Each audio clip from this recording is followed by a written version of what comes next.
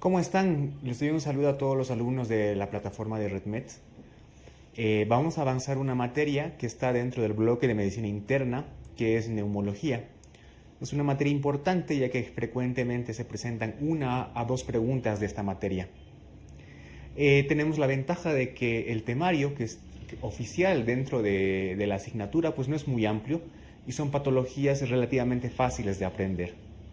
Por tanto, lo que vamos a hacer es una revisión de la asignatura, pero solamente de aquellos temas que están presentes en la convocatoria y de los que consideremos que son importantes para su aprendizaje. Dicho todo esto, vamos a empezar con la materia.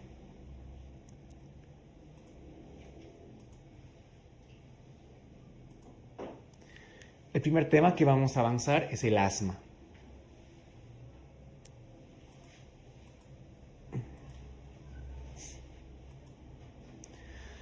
Para empezar a avanzar el asma tenemos que hacer una definición de qué es esta patología. Bueno, el asma es una enfermedad que se caracteriza por un proceso inflamatorio crónico, ¿no? Acuérdate de esto, es un proceso inflamatorio y que se caracteriza por una respuesta exagerada del árbol traqueobronquial, es decir, hay una hiperreactividad bronquial, ¿no? ¿Y qué nos va a producir esto? Esto nos produce una obstrucción variable al flujo aéreo, mismo que es reversible. Entonces quiero que te quedes con lo siguiente. Es una enfermedad que se caracteriza por un proceso inflamatorio crónico. Hay una respuesta exagerada del árbol traqueobronquial, hay una hiperreactividad, ¿no? Y por lo tanto nos da una obstrucción variable al flujo aéreo que es reversible. Es una enfermedad con un proceso inflamatorio crónico, hay una hiperreactividad bronquial, hay una obstrucción al flujo aéreo, pero esta obstrucción es reversible.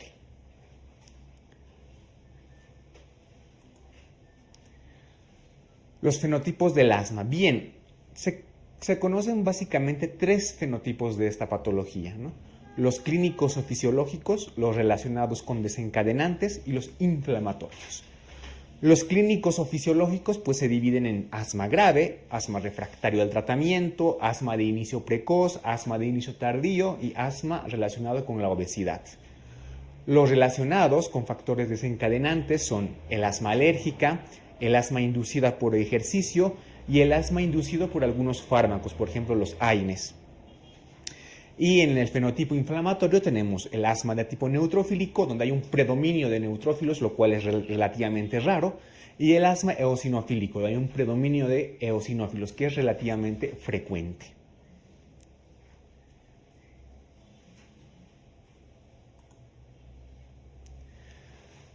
Los factores de riesgo y desencadenantes del asma.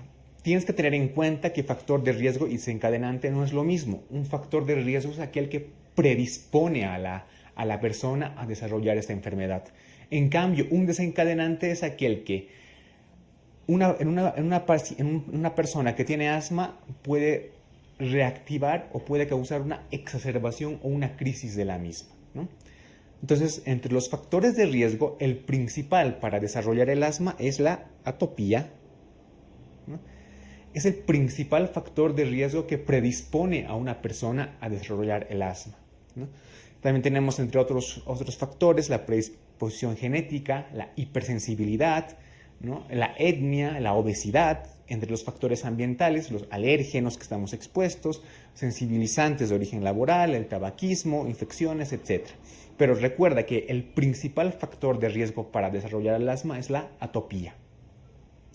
En cambio, entre los factores desencadenantes, ¿no?, los que van a agudizar un asma o van a provocar una crisis asmática, entre los principales tenemos las infecciones de vías respiratorias altas y también a los alérgenos, ¿no?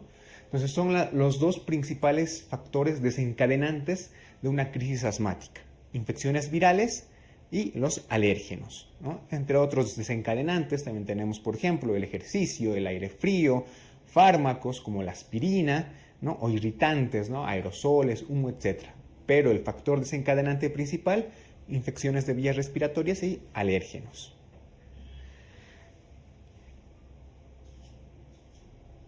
Bien, habíamos dicho de que principal factor de riesgo para desarrollar el asma es la atopía. En base a la atopía tenemos dos tipos de asma, el asma intrínseca y el asma extrínseca. El asma intrínseca es más frecuente en adultos, tiene una historia familiar poco frecuente, es decir que los antecedentes de los padres generalmente son personas no asmáticas, ¿no? Y a nivel sanguíneo podemos encontrar una concentración de inmunoglobulina E normal. En cambio, el asma extrínseca, ¿no?, que es más frecuente en niños y que lo vas a revisar con más detalle en pediatría, es más frecuente en niños y adolescentes, ¿no? Relativamente con frecuencia hay una historia familiar de asma, ¿no?, de padres o algún familiar que tenga asma. Y la concentración de la inmunoglobulina E es elevada. Por tanto, recuerda, asma intrínseca es más frecuente en adultos, asma extrínseca es más frecuente en niños y adolescentes. Vamos a hablar un poco de la fisiopatología de esta enfermedad. Quiero que te quedes con tres conceptos claves. El primero, el que va a desencadenar es un alérgeno o otros desencadenantes, ¿no? Estos alérgenos o desencadenantes van a interactuar con unas células que se llaman mastocitos. Interactúan con los mastocitos o con algunos macrófagos, células dendríticas, ¿no?, mismos que liberan una serie de sustancias, ¿no?, por ejemplo, histamina, algunos leucotrienos, etc. Estos van a interactuar a su vez con otras células como son los neutrófilos y los eosinófilos. Los neutrófilos y eosinófilos van a liberar algunas sustancias que van a activar el proceso de inflamación, ¿no? Al activar el proceso de inflamación, se produce una serie de cambios fisiopatológicos. Por ejemplo, se produce una vasodilatación, ¿no? Hay una hipersecreción de moco por las células epiteliales de las vías respiratorias, ¿no? Y también se va a producir una broncoconstricción refleja, ¿no? Entonces, esta es la fisiopatología básica del asma, ¿no? Hay un alérgeno desencadenante que interactúa con ciertas células, como los mastocitos. Estas a su vez liberan una serie de proteínas, de leucotrienos y demás factores de la inflamación que interactúan a su vez con los neutrófilos y los eosinófilos. Estos liberan todo el proceso inflamatorio, se produce una vasodilatación, una hipersecreción de moco y una broncoconstricción refleja. Todo esto, ¿qué es lo que nos lleva? Nos lleva a lo siguiente. En el siguiente gráfico tú vas a ver una imagen donde ves un bronquio normal, ¿no? Y en el otro lado una imagen con un bronquio asmático. El bronquio asmático pues está lleno de moco, hay una broncoconstricción de las vías respiratorias, también hay una hipertrofia de la parte muscular de las vías respiratorias, y todo esto que nos lleva a una disminución del flujo respiratorio, una disminución del flujo respiratorio, ¿no? Entonces, como vamos a ver más adelante, ¿no?, todos estos factores desencadenantes nos llevan a una disminución del flujo respiratorio y por tanto espirométricamente a un patrón obstructivo. Anatomía patológica. Bueno, el dato macroscópico más importante, macroscópicamente, es la hiperinsuflación pulmonar. Ya microscópicamente y por anatomía patológica podemos ver que hay una hipertrofia de las células musculares bronquiales, un aumento de las glándulas y células mucosas. Entonces esto se ve evidentemente, ¿no?, por lo cual hay una hipersecreción de moco. Clínica. Bien, la clínica del asma es característica, ¿no?, y se caracteriza por tres cosas principalmente: sibilancias expiratorias, disnea y tos, ¿no? Esos son los síntomas clásicos de un asmático, ¿no?, que frente a una exposición de un alérgeno, etc., ¿no?, empieza a desarrollar disnea, tos y sibilancias expiratorias. Sin embargo, pese a que estos tres son los síntomas cardinales, hay personas que solamente van a tener tos crónica como única manifestación clínica, ¿no?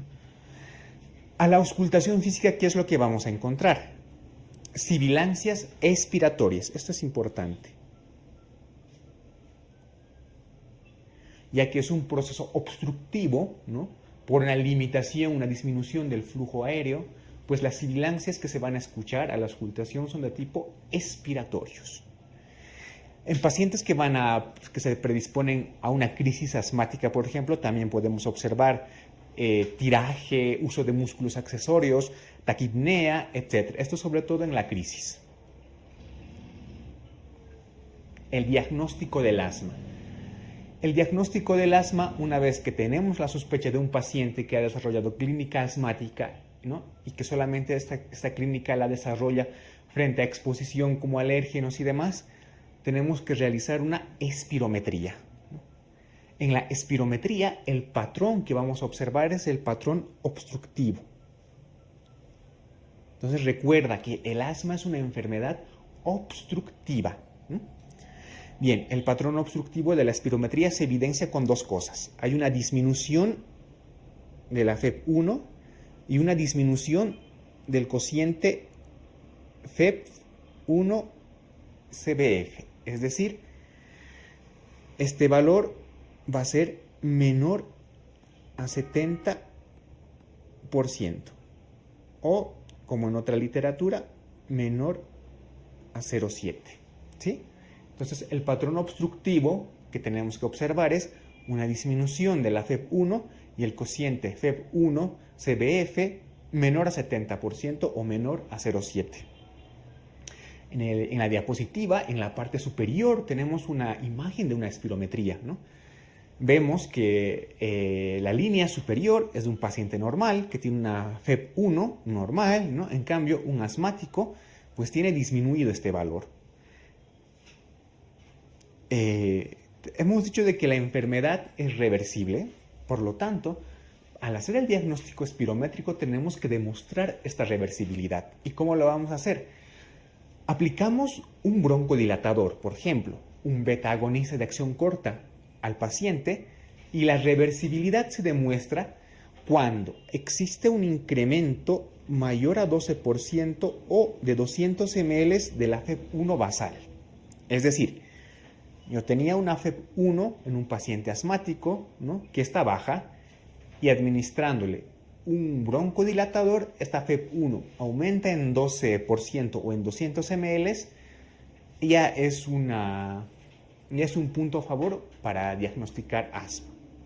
Volvemos a la imagen de la diapositiva en la parte superior, ¿no? Tenemos un paciente asmático con sin una prueba broncodilatadora y vemos que después de aplicar al mismo paciente un broncodilatador, la FEV1 aumenta, ¿no? Aumenta la FEV1. Entonces, esto nos da una idea de que este paciente sí puede tener asma. Bien, otra medición importante que se realiza dentro de la espirometría es la medición del flujo expiratorio máximo, también denominado PEF, ¿no? Nos dice de que para el diagnóstico del asma, este PEF tiene que tener una variabilidad mayor al 20%, ¿no? Un PEF con una variabilidad mayor al 20% también es un criterio para diagnosticar asma. Este PEF en una crisis asmática es el mejor indicador de gravedad. Acuérdate de esto porque lo vamos a ver más adelante. Entonces, espirométricamente, el asma es un patrón obstructivo, disminución de la FEV1 y del cociente FEV1-CBF menor a 70% o menor a 0,7. Tenemos que demostrar reversibilidad aplicando un broncodilatador de acción corta. Y si el paciente eleva su FEV1 mayor al 20%, 200 ml, pues seguramente es un criterio asmático, ¿no? Y por último, el flujo expiratorio máximo, el PEF, ¿no?, que si tenemos una variabilidad mayor al 20%, también es diagnóstico de asma. Otras pruebas diagnósticas. Podemos encontrarnos un paciente que tiene clínica o antecedentes de clínica asmática, ¿no?, pero en el momento en el que le realizamos la espirometría, puede que esta espirometría sea normal. Pero si tenemos antecedentes de atopía del paciente, ¿no?, o que ha sufrido alguna vez alguna crisis asmática, tenemos que confirmarlo. Una espirometría normal no descarta que el paciente sea asmático. Entonces, ¿qué es lo que hacemos? Realizamos una prueba de provocación bronquial. ¿Cómo lo hacemos? Podemos someter generalmente al paciente a ejercicio, pero actualmente se administra un provocador bronquial que es la metacolina. Se administra metacolina al paciente, ¿no? Y si existe una disminución de la FEV1 mayor al 20% basal después del estímulo, pues también es un criterio para diagnosticar asma. Es decir, un paciente con antecedentes de atopía y demás, que en la espirometría sale normal, yo le administro metacolina y después de administrarle metacolina, la FEV1 sufre una caída mayor al 20%, es un criterio para el diagnóstico del asma. Otras pruebas complementarias que podemos realizar son, por ejemplo, una gasometría arterial, ¿no? Que es el mejor parámetro para evaluar la oxigenación durante la crisis. Recuerda, la gasometría arterial es el mejor parámetro para valorar la oxigenación del paciente durante la crisis. ¿Qué podemos observar en una gasometría arterial? Por ejemplo, durante la crisis, hipoxemia y alcalosis respiratoria. El tratamiento del asma. Bien, para realizar el tratamiento del asma crónica y estable, ¿no? Porque vamos a hacer una diferencia. El tratamiento de la crisis asmática, aunque se utilicen casi los mismos fármacos, es distinto al tratamiento de un paciente asmático crónico estable. Entonces, ahora vamos a hablar del tratamiento del asma crónica estable. Entonces, el asma para fines de tratamiento se ha dividido en lo siguiente: un asma intermitente, un asma persistente leve, un asma persistente moderada y un asma persistente grave, ¿no? Que hay ciertos criterios para diferenciarlos, por ejemplo, la PEF basal, ¿no? Las crisis en el día, las crisis nocturnas y algunas otras características, ¿no? Por ejemplo, en el asma intermitente, la PEF basal tiene que ser mayor a 80%, síntomas diurnos tienen que ser menores a una semana, las crisis nocturnas tienen que ocurrir menos de 2 meses, menos de 2 crisis en 2 meses, ¿no? Un asma persistente moderada, por ejemplo, la PEF basal tendrá que ir de 60 a 80%, el paciente presentará síntomas diarios no continuos, ¿no? Y las crisis asmáticas nocturnas pues tendrán que ser mayor a 1 por semana. Entonces, en base a estos parámetros, ¿no?, podemos clasificar, como ya te he indicado, el asma para fines de tratamiento en intermitente, en persistente leve, en persistente moderada y en persistente grave. Es importante que te acuerdes muy bien de esta diapositiva. En el tratamiento del asma crónico vamos a usar los siguientes fármacos. Los beta-agonistas, que son de acción corta, como el salbutamol y el fenoterol, los de acción larga, como el salmeterol y el formoterol. También podemos usar algunos anticolinérgicos, como el bromuro de ipratropio y el bromuro de tiotropio, ¿no? Los corticoides, que recuerda que los corticoides son los fármacos de primera línea en el tratamiento del asma, ¿sí? Los corticoides son, entonces, los tratamientos de primera línea para el asma. ¿Cómo los podemos usar? Por ejemplo, inhalados, ¿no?, como la budesonida, la fluticasona; sistémicos, como por ejemplo vía oral la prednisona; en algunos casos la prednisolona por vía intravenosa, ¿no? También hay otros fármacos que nos van a ayudar en el tratamiento del asma crónico, como las cromonas, los antagonistas de los receptores de leucotrienos, como el famoso Montelukast y ahora el Safirlukast, y anticuerpos antiinmunoglobulina E, como el omalizumab, sobre todo en aquellos asmas que ocurren con una elevación muy alta de esta inmunoglobulina E. Sin embargo, como te recuerdo, la base o los fármacos de primera línea para el tratamiento del asma son los corticoides.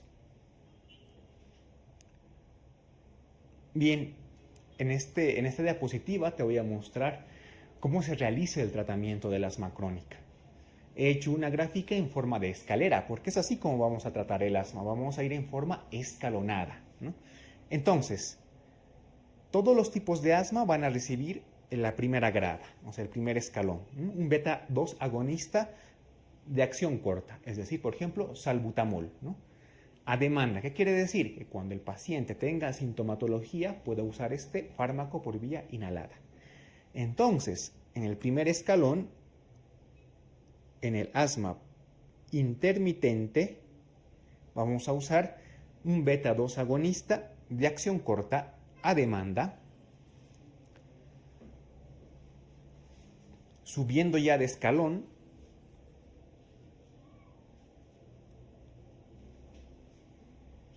un segundo escalón, en el asma persistente leve, vamos a usar un beta 2 agonista también de acción corta a demanda, pero a esto le vamos a sumar un corticoesteroide inhalado a dosis bajas. Esto es importante. Un corticoide a dosis bajas. Este es el segundo escalón. El tercer escalón, en un asma persistente moderada, vamos a usar un beta 2 agonista de acción corta a demanda. Vamos a usar un corticoesteroide inhalada, pero esta vez a dosis medias. Y a esto le vamos a sumar un beta agonista de acción larga, ¿no? Por ejemplo, salmeterol, ¿no? Entonces recuerda, en el asma persistente moderada, tengo un corticoide inhalado a dosis medias más un beta agonista de acción larga y a su vez un beta 2 agonista de acción corta a demanda. Y el último y cuarto escalón, para el tratamiento del asma persistente grave, voy a usar como base un beta 2 agonista de acción corta a demanda, ¿no? Corticoesteroides inhalados, pero a dosis altas. También le voy a sumar un beta agonista de acción larga, ¿no? Un LABA. Y también corticoesteroides vía oral, ¿no? Entonces, le doy corticoesteroides vía inhalada, pero también le doy corticoesteroides vía oral.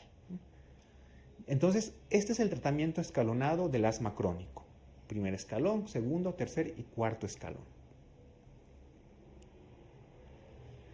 Hemos visto cómo es el tratamiento de un asma crónico estable o con alguna sintomatología. Lo que ahora vamos a ver es la crisis asmática en sí. ¿Qué es la crisis asmática? Son episodios agudos, ¿sí? Que se caracterizan ¿por qué? Se van a caracterizar por un aumento progresivo de uno de los siguientes síntomas típicos. Aumento de las sibilancias, aumento de la tos o aumento sobre todo de la disnea, ¿no? Entonces es un episodio agudo que tiene que tener un aumento progresivo de uno o más síntomas típicos, sobre todo de la disnea. Y todo eso se tiene que acompañar ¿de qué? De una disminución medida espirométricamente de la FEV1 y de la PEV. Entonces, para clasificar el asma, una crisis asmática en este caso, ¿no? Tenemos los siguientes parámetros que nos van a ayudar a clasificarlo en una crisis asmática leve, una crisis asmática moderada y una crisis asmática grave. Por ejemplo, en una crisis asmática leve, el paciente va a estar taquicárdico, va a tener una frecuencia cardíaca menor a 100 latidos por minuto, pero va a estar taquicárdico. En cambio, en un paciente con una crisis asmática grave, al contrario, el paciente va a estar con una bradicardia. La frecuencia respiratoria, tanto en la crisis asmática leve como en la moderada, va a haber una taquipnea, ¿no? En una crisis asmática grave, ¿no? Puede llegar incluso a una parada respiratoria, pero esto, el uso de los músculos accesorios en una crisis asmática leve, porque no es frecuente, en una crisis asmática moderada sí que es frecuente, y en una crisis asmática grave habrá movimientos paradójicos tóraco-abdominales.